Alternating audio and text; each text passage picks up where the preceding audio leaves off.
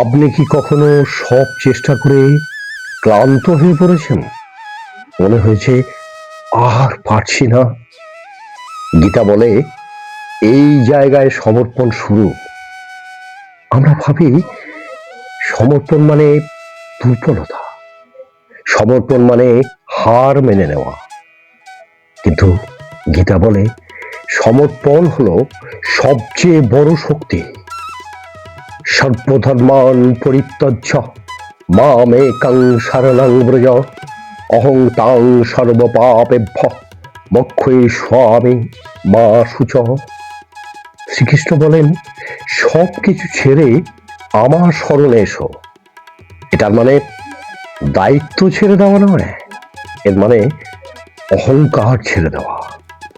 আমি সব করব এই ভাবটাকে ছাড়া ঈশ্বরের উপর ভরসা রাখা, এইটাই সমর্পণ। Let go to ego, not effort. আমরা বলি হে ভগবান, আমি সব করেছি, কিন্তু গীতা শেখায় তুমি চেষ্টা করো, বাকিটা আমাকে করতে দাও। এই বিশ্বাসটাই জীবন হালকা করে দেয়। Burden dropping from shoulders. যেখানে সমর্পণ নাই সেইখানেই ভয়, আর যেখানে সমর্পণ আছে সেখানে শক্তি। কারণ তখন আপনি আর একা নন, ঈশ্বর আপনার সঙ্গেই হাঁটছেন।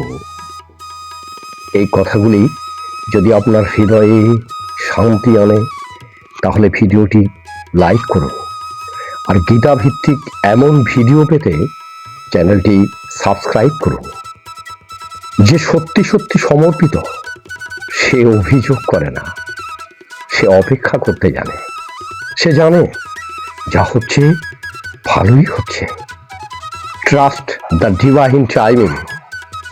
সমর্পণ মানে প্রশ্ন করা নয়, সমর্পণ মানে প্রশ্ন করেও বিশ্বাস রাখা, আর এই বিশ্বাসই মানুষকে মুক্ত করে। আপনি যেদিন বলবেন হে কৃষ্ণ আমি তোমার, সেদিন কিন্তু আর কিছু হারানোর ভয় থাকবে না। কারণ সেই দিন আপনি পৌঁছে গেছেন আপনার নিজের ঘরে। Radhe Radhe. Thank you for watching.